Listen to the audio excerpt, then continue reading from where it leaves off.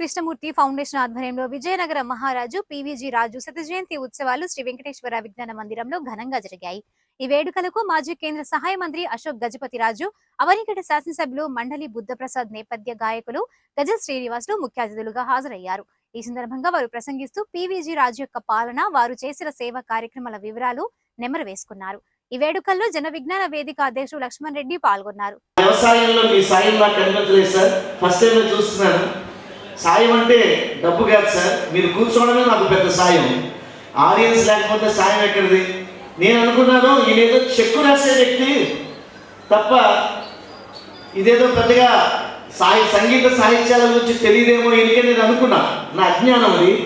కానీ ఇవాళ మీరు మాట్లాడిన తర్వాత పివిజి రాజు గారిని మీరు ఎంత సొంతం చేసుకున్నారో నాకు అర్థమైంది. ఇవాళ మీరందరూ గట్టిగా చప్పట్లు కొట్టాలి కృష్ణమూర్తి గారికి.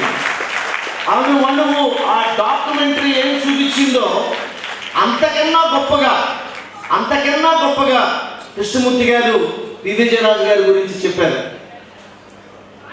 ఇవాళ చెక్ ప్రజెంట్ చేయడం కాదు ఇంపార్టెంట్, కాంట్రిబ్యూషన్ కాదు ఇంపార్టెంట్, మనం కూడా అందులో పంచుకోవాలి. ఇటువంటి వదాన్యులు ఒక స్ఫూర్తి కృష్ణమూర్తి గారు లాంటి వాళ్ళు.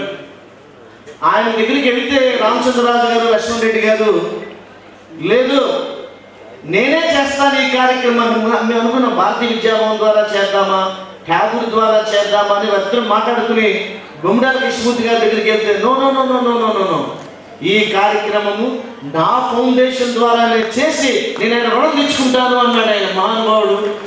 నేను వారిని మనస్ఫూర్తిగా నేను అభినందిస్తున్నా. వాళ్ళ సభలో మండలి బుద్ధప్రసాద్ గారు, ఇంకా వదానులందరూ మహానుభావులందరూ ఉండడం సంతోషం. అశోక్ గజపతిరాజు గారి గురించి ఏం చెప్పాలి?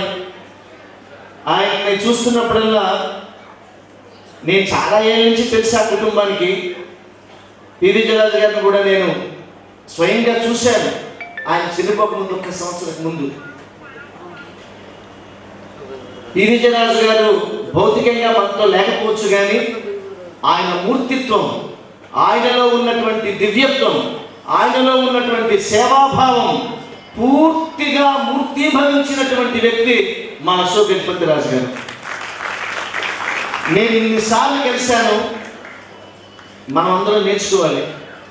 4-5 సార్లు కలిసిన తర్వాత ఎప్పుడో ఒక చోట ఎవరినో ఒకరిని పరనింద చేయాలనుకుంటాం, తెలియకుండానే మూడవ వాడిని సులభంగా మాట్లాడాలని ప్రయత్నం చేస్తాము. ఇంతవరకు ఎప్పుడు ఒకళ్ళ గురించి చెడుగా మాట్లాడడం నేను అశోక్ గజపతి గారి దగ్గర నేను ఎప్పుడు చూడలేదు. So detached